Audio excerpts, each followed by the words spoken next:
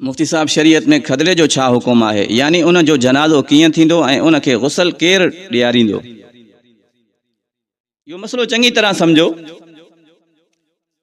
हिकु हूंदो आहे उहो खदरो जंहिंमें ज़्यादातर अलामात मर्दनि वारियूं हूंदियूं आहिनि, कुझु अलामात औरतनि वारियूं बि हूंदियूं आहिनि, पर ज़्यादातर उन जे अंदरि निशानियूं मर्दनि वारियूं हूंदियूं आहिनि। शरीयत जी नज़र में उन खदड़े खे मर्द तसवुर कयो वेंदो, यानी उन खे मर्दनि वारी लिस्ट में शुमार कयो वेंदो ऐं उन सां तमाम तर मुआमलात मर्दनि वारा थींदा। उन खे गुसल मर्द ॾींदा, उन खे कफन मर्दनि वारो ॾिबो, जीअं मर्दनि खे मैयत खे कफन ॾिबो आहे उएं ॾिबो। उन खे विरासत मर्द वारी मिलंदी, जंहिंमें ज़्यादातर अलामात मर्द वारियूं आहिनि। उहो खदड़ो आहे त उन खे विरासत बि मर्द वारी मिलंदी।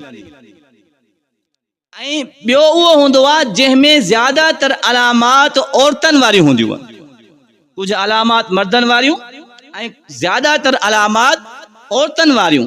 शरीयत जी नज़र में उन खे औरत तसवुर कयो वेंदो, यानी उन खे पर्दे जो हुकुम बि आहे, जंहिंमें ज़्यादातर निशानियूं औरतनि वारियूं आहिनि। उन खे पर्दो बि करिणो आहे मर्दनि को।